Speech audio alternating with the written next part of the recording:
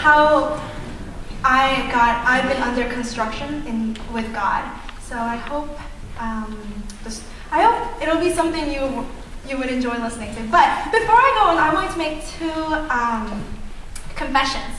First one is that as our concert titled "Just the Way You Jam," I don't know if you knew, but Bruno Mars was actually in town this Tuesday.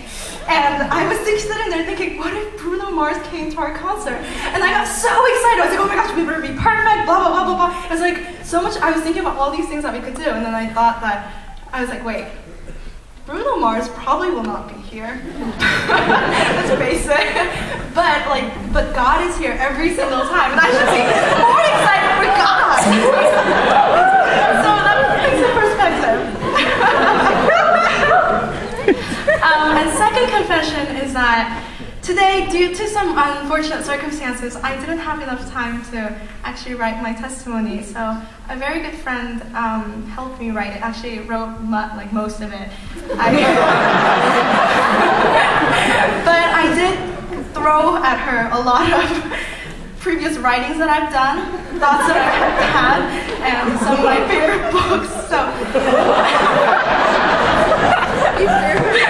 But trust me, we had some in-depth conversation. Yeah, so I'm here, honest to you. So I'll start my testimony. Thank you.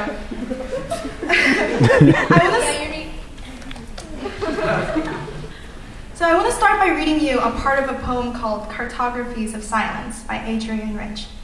It goes like this. A conversation begins with a lie, and each speaker of the so-called common language feels the ice floe split, the drift apart. This poem by Adrienne Rich busts the myth that conversations always lead to equal understanding. Language generalizes and assumes. People always say, I know what you mean, but do they really know what I mean? As if an answer to my question, I saw a performance that I will never forget. Alone on the stage stood a short Asian girl with big, timid eyes. Her surprisingly deep voice rang as she spoke. I like kissing boys, she began. Then she revealed, as her poem went on, that she also likes kissing girls. And said she likes to say that she likes kissing boys because then no one would ask her about whether she likes kissing girls or not. She spoke of what the church had told her and how at church as a Christian she had to perform a role that hid a part of her identity that also liked girls. At the end, she rejected the lie that she started with.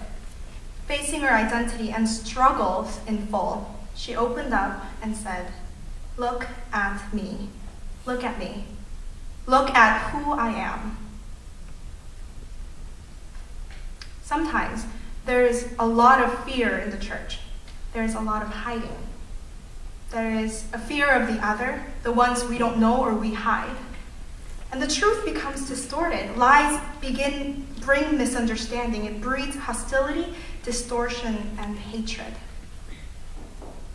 But God is not like that.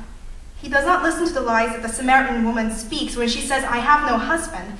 He does not stop at the lie, I like kissing boys. He looks beyond that. He looks at what's unsaid and what's hidden. He looks into the heart. He gets to the core, the secret you're most ashamed of, the weakest point that you want to hide from everyone, the soft spot that hurts through the crack of your shell. God doesn't just give you a conversation. He gives you a connection. Yesterday, I was walking back from BU alone. As I walked through the streets along the river, cars were zipping by, headlights flashing and vanishing, leaving me in the darkness. Everyone was, just passing by everyone without stopping, without a glance. The river was the only thing that was still and dark. And I felt lonely. In Par Lagervist's novel, Barabbas, the character Barabbas too simply wandered around alone in the dark in the passages, in his own mole's passages, wondering, where were they? Where were they who made out that they loved one another? Where were they this night, this sultry night? I wondered, is this what it would be like to live with a secret that you can't tell anyone? To be hiding in the darkness, afraid of being in the dark, afraid of being in the light, while everyone is just passing through you. I found myself asking God, where are you in the midst of the city? Where are you, not facing the pain and the loneliness that's around here? But perhaps maybe it is I who's not facing him. Perhaps all it takes is being truthful about my position, where you're at in all your weaknesses and insecurities. A few weeks ago, a couple of friends and I got into an argument one night. Feeling judged, alone, and ashamed, I broke down in front of them, pouring out how I felt attacked, how stressful it was to feel disconnected from them, and how I couldn't take it anymore. After I spilled everything out, I felt embarrassed. It was embarrassing to have opened up, to stand in the light like this. But my friend said, "Uni, I love you." "That's a lie," I said. "No, I love you. I love you."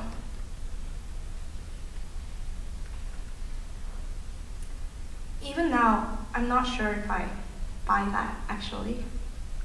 But for the first time in a long time, I felt like a conversation was actually going somewhere.